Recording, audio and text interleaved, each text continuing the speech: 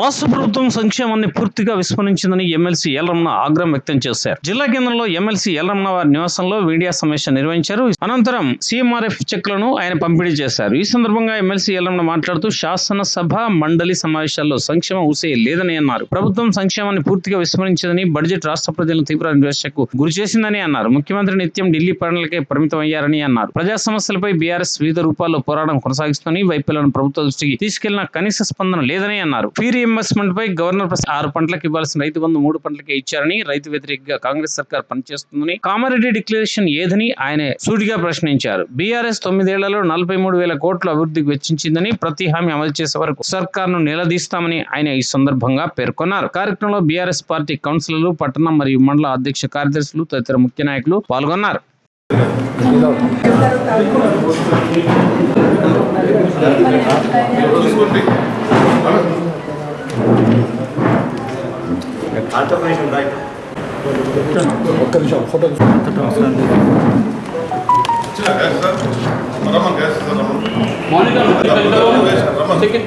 Photo ఒకటి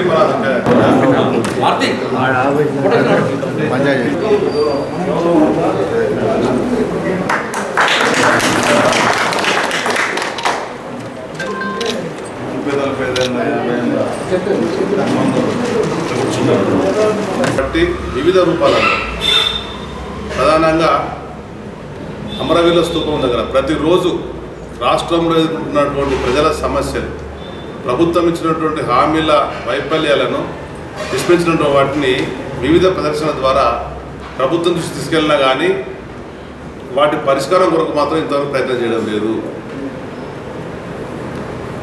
విద్యార్థుల fee reimbursement దాదాపు 7,000 కోట్ల రూపాయలు చెల్లించాల్సిన అవసరం ఉన్నది. ఈ విద్యా సంవత్సరం జరిగితే 10,000 కోట్ల పైగా రాష్ట్ర ప్రభుత్వం చెల్లించాలి. దాన్ని ఇక్కడ కూడా బడ్జెట్లో కానీ అదేవిధంగా గవర్నర్ ప్రసంగంలో మాట్లాడిన మా పాపన పోలేదు. రైతులకు ఎకరాకు 15,000 రూపాయలు ఇస్తున్న మాటకు అనుగుణంగా 2 పంటలు కాదు 3 పంటలు అని చెప్పని ఈ 28 నెలల కాంగ్రెస్ పాలనలో 6 పంటలకు ఇవ్వాల్సినటువంటి రైతు బంధును కేవలం 3 పంటలకు ఇవ్వడం జరిగింది. అంటే 3 పంటలు ఎగ్గొట్టినటువంటి కాంగ్రెస్ ప్రభుత్వం స్పష్టంగా కనబడుతున్నది. ముఖ్యమంత్రి గారిని గతంలో పీసీపేట ఉన్నప్పుడు ఈ రైతు బంధు మీరు ఇవ్వరని చెప్పని బీఆర్ఎస్ పార్టీ ఆరోపిస్తున్నది ఏంది అని అంటే, మేమన్నా హౌలగాలమా దివానగాలమా, మాకు తెలియలేదా, రైతుల పట్ల మాకు కమిట్మెంట్ లేదా అని మాట్లాడినటువంటిది ఇలా స్పష్టంగా కనబడుతుంది. ఆ మాటలే వల్ల వాస్తవం అనిపిస్తుంది.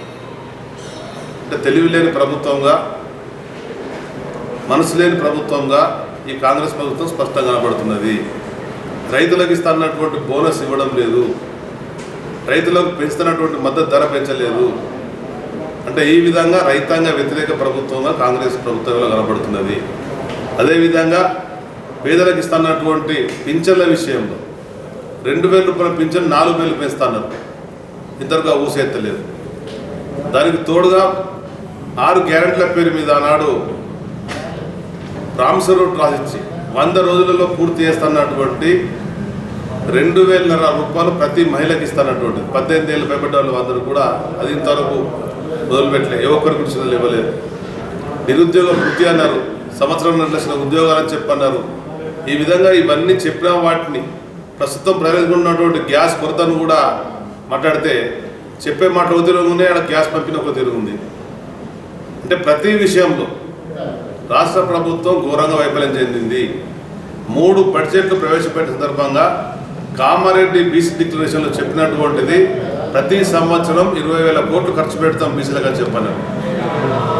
అంటే ఈ 3 బడ్జెట్లలో 60,000 కోట్లు పెట్టవలసిన అవసరం ఉండే.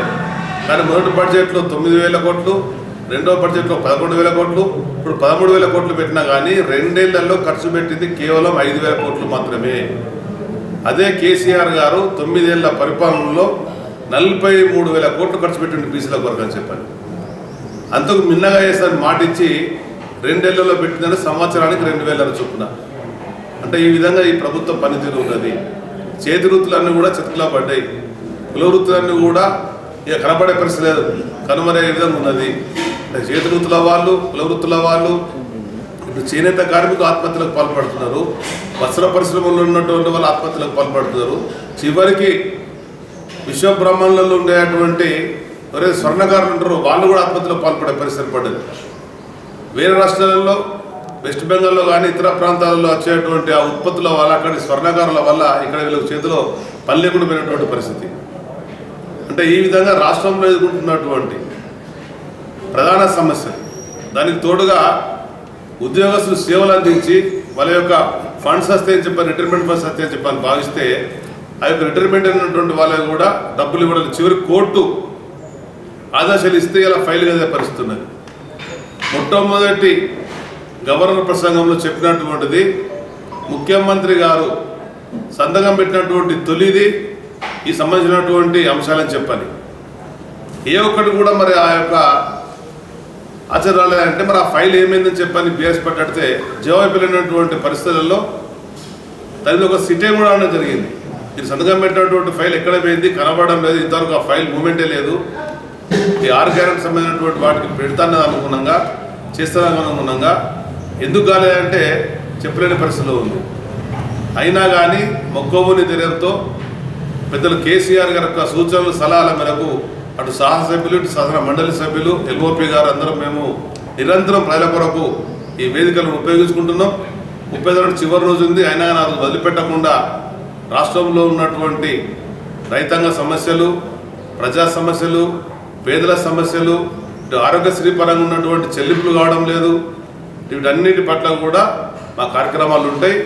వాళ్ళు ఇచ్చిన హామీలు అమలయ్యేంత వరకు, ఈ సమస్యలు పరిష్కారమయ్యేంత వరకు కాంగ్రెస్ పార్టీ ఎట్టి పరిస్థితుల్లో నిలదీస్తూనే ఉంటాం, ఎప్పటికప్పుడు అడుగుతూనే ఉంటాం. వాళ్ళ మెడలు బట్టి పనిచేసే విధంగా కూడా మా కార్యక్రమాన్ని తెలియస్తున్నాం. అంటే రాజకీయాలల్లో మొదటి కలిగిస్తున్నాం మనం. శాశ్వతమైనటువంటి శత్రువుగా మిత్రులు అనేది ఎప్పుడు ఉండరు. సమయానుకూలంగా, పరిస్థితులకు అనుగుణంగా, రాజకీయ పార్టీలకు అవసరాలకు అనుగుణంగా, నాయకులకు ఎక్కడైతే గౌరవం చోటు లభిస్తుంటుందో దానికి అనుగుణంగా నిరాజవుతాయి. ఆ నిరాలకు అనుగుణంగా మా హైకమాండ్ ఎదుట మాట్లాడితే గతంలో సాంప్రదాయం ఇద్దరు కేసీఆర్ గారు దాదాపు 50 ఏళ్ళ రాజకీయ అనుభవం ఉన్నది, 25 ఏళ్ళుగా పార్టీ నడిపిస్తున్న అనుభవం ఉన్నది, 10 ఏళ్ళు పరిపాలించిన అనుభవం ఉన్నది. కనుక వారి సూచన సలహా మేరకు మేము అందరం కూడా పాటిస్తాం.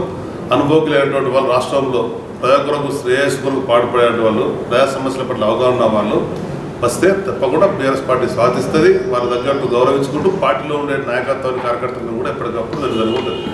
వ్యక్తుల పరిస్థితి ఎప్పుడు ఉండదు, రాజకీయ పార్టీ ప్రధానం. నేను 70 ఏళ్ళలో కార్యకర్తగా మొదలు పెడితే ఇప్పటి వరకు ఏ పార్టీలో ఉంటే ఆ పార్టీ కమిట్మెంట్గా ఉన్నాం.